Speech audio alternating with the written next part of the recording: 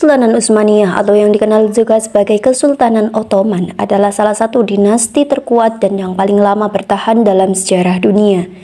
Berawal dari sebuah beylik kecil di Anatolia pada awal abad ke-13, kesultanan ini tumbuh pesat melalui serangkaian penaklukan, diplomasi, dan pernikahan politik. Negara adidaya yang dikelola Islam ini menguasai sebagian besar wilayah Timur Tengah, Eropa Timur, dan Afrika Utara selama lebih dari 600 tahun. Pemimpin utama yang dikenal sebagai sultan diberi otoritas keagamaan dan politik secara mutlak atas rakyatnya.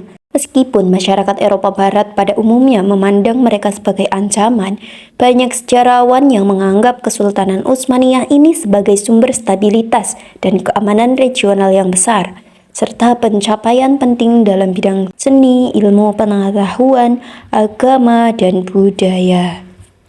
Nah, bagaimana latar belakang berdirinya kesultanan ini? Dulu, sebelah utara Khurasan, terdapat sebuah suku besar yang telah memeluk agama Islam, yaitu bernama Turkistan. Mereka tinggal di sana dengan mendirikan tenda dan dengan jumlah penduduk yaitu 500 juta jiwa. Salah satu di antaranya ada yang bernama suku Kayi yang merupakan bagian dari perkumpulan besar tersebut. Karena ingin menyelamatkan diri dan anggota keluarga dari serangan Mongol, di antara suku-suku tersebut ada yang pergi ke wilayah Anatolia, ke sebelah barat Iran, dan utara Irak. Ketika bangsa Mongol menyerang wilayah Islam pada tahun 1220 Masehi, pemimpin suku Kayi yang bernama Sulaiman Shah mengajak anggota sukunya untuk menghindari serbuan bangsa Mongol dengan hijrah ke arah Anatolia. Dan sebelum sampai ke tujuan Anatolia, mereka terlebih dahulu tinggal di wilayah Ahlat, yaitu suatu kota di sebelah timur Turki sekarang menjadi Armenia. Setelah penyerangan Mongol mereda, Sulaiman menyeberang sungai Efrat untuk kembali ke tanah akhirnya.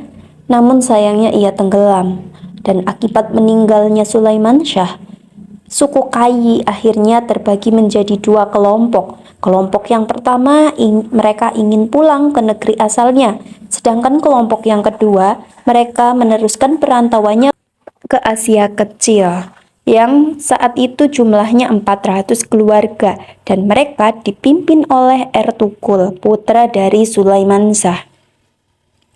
Kemudian ketika Ertugrul sampai ke wilayah Anatolia bersama dengan anggotanya, ia dan kelompoknya bergabung dan berbaiat kepada Sultan Alauddin II dari Seljuk Rum, yang pemerintahannya berpusat di Konya, Anatolia, Asia Kecil.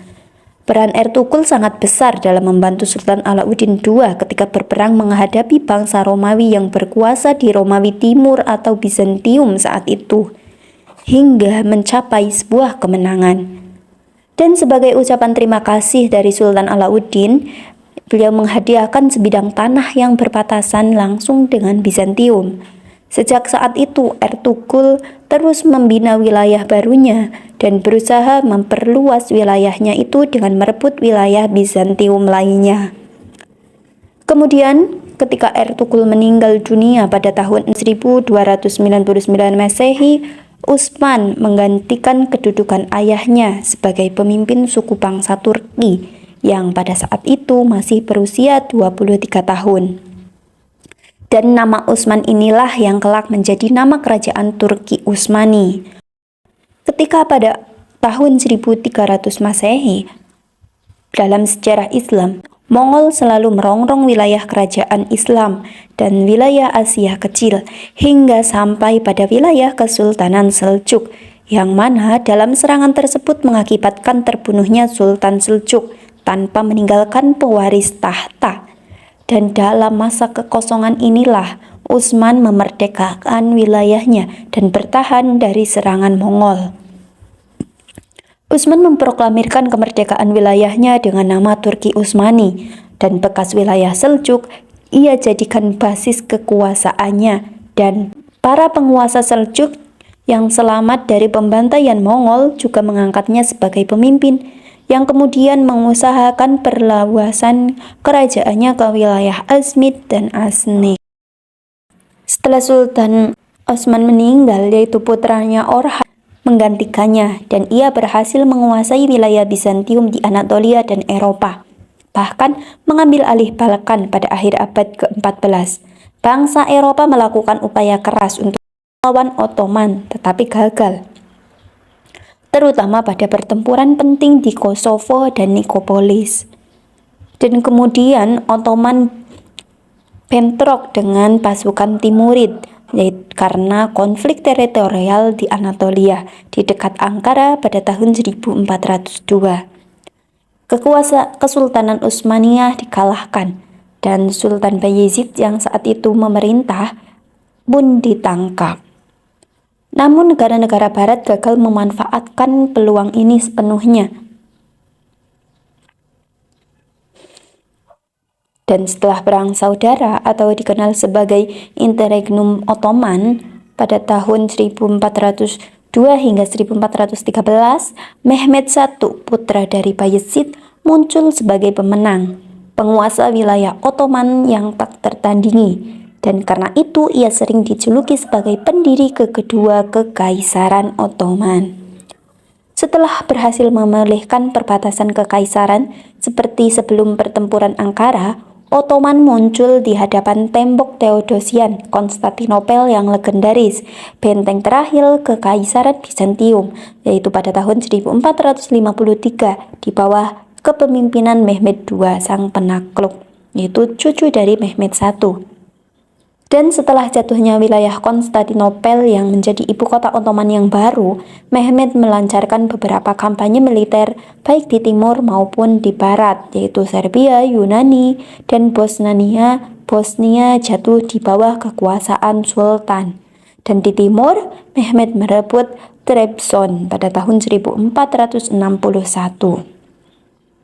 Mehmed juga menerima kesetiaan dari Tatar Crimea dan karenanya mengamankan dominasi atas wilayah tersebut, wilayah Laut Hitam, selama 3 abad mendatang. Kesultanan Utsmaniyah berbelok ke arah timur di bawah pemerintahan Selim I yang mengincar saingannya, yaitu dinasti Safawi Syiah Iran dan Kesultanan Mamluk di Mesir Timur. Dia memberikan kekalahan telak pada tahun 1514. Kemenangan terakhir ini memberikan Ottoman akses ke kota suci Islam Mekah, Madinah, dan Yerusalem yang memungkinkan mereka mengklaim gelar Khalifah Dunia Islam. Kesultanan Utsmaniyah dan Safawi serta kerajaan Persia berturut-turut akan terus bentrok selama 3 abad berikutnya, dan wilayah Irak dan Azerbaijan akan bertukar tangan beberapa kali hingga masalah tersebut akhirnya diselesaikan dengan perjanjian damai pada tahun 1847.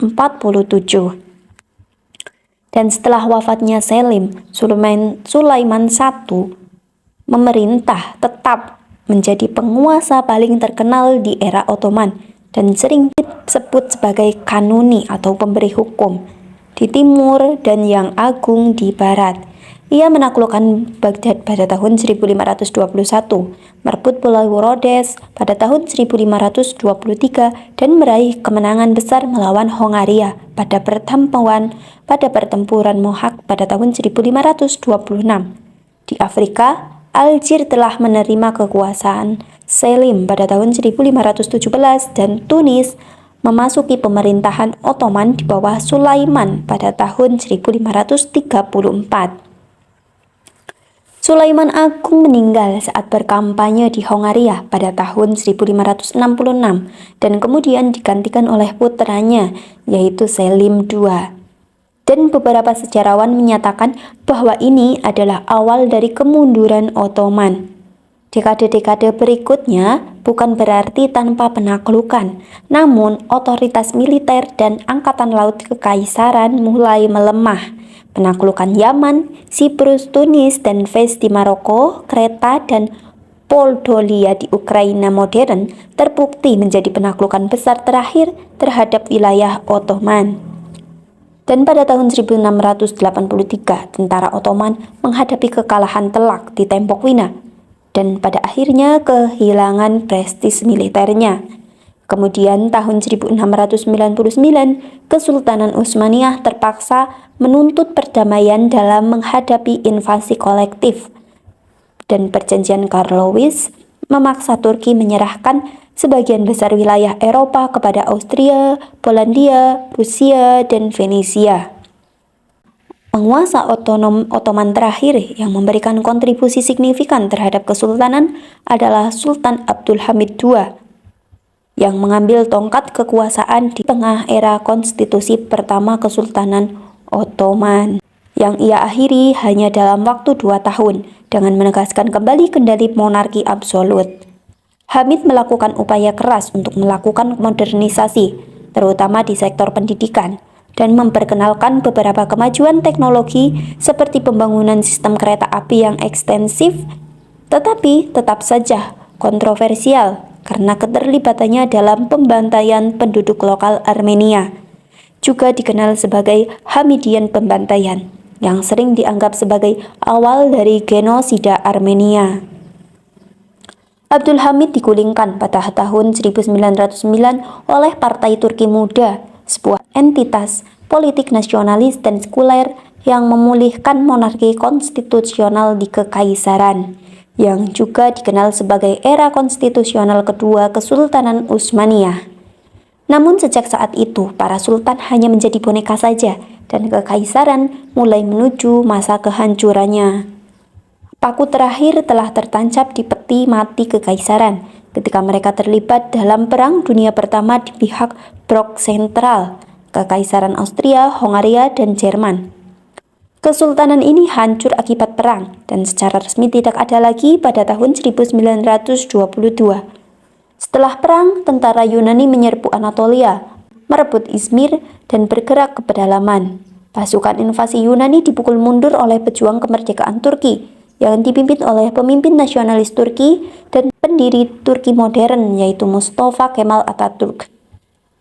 Dalam peristiwa yang ini kemudian disebut sebagai Perang Kemerdekaan Turki. Pemimpin Utsmaniyah terakhir, Abdülmecid II, hanya menjabat sebagai Khalifah Islam secara simbolis selama 2 tahun saja, hingga jabatan tersebut resmi dibubarkan oleh Mustafa Kemal. Beberapa peninggalan utama dari kesultanan ini, yaitu yang pertama ada arsitektur, contohnya seperti Masjid Sultan Ahmed atau yang dikenal sebagai Masjid Biru, dan Istana Topkapi di Istanbul, serta berbagai istana, masjid, dan monumen lainnya di wilayah-wilayah yang pernah dikuasai oleh kesultanan ini. Yang kedua yaitu seni dan kerajinan. Seni dan kerajinan Utsmaniyah mencakup kaligrafi, keramik, karpet, dan seni ukir kayu yang khas. Yang ketiga, hukum Islam. Sistem hukum Islam yang diterapkan oleh Kesultanan Utsmaniyah memiliki pengaruh yang besar terhadap sistem hukum modern di berbagai negara. Kanuni Utsmani, kode hukum yang digunakan oleh kesultanan ini merupakan salah satu contohnya. Yang keempat yaitu kebudayaan dan tradisi. Banyak tradisi budaya Utsmaniyah yang masih dipraktikkan hingga saat ini, seperti upacara pernikahan, musik, tarian, dan kuliner khas. Misalnya, tarian Sufi, masakan Turki yang masih sangat populer di Turki dan negara-negara lain. Peninggalan Kesultanan Utsmaniyah masih dapat ditemui di Turki modern dan negara-negara lain yang pernah berada di bawah kekuasaannya. Dan ini adalah bukti dari kekuatan dan pengaruh yang dimiliki oleh Kesultanan Utsmaniyah selama berabad-abad. Terima kasih, jangan lupa subscribe untuk video selanjutnya.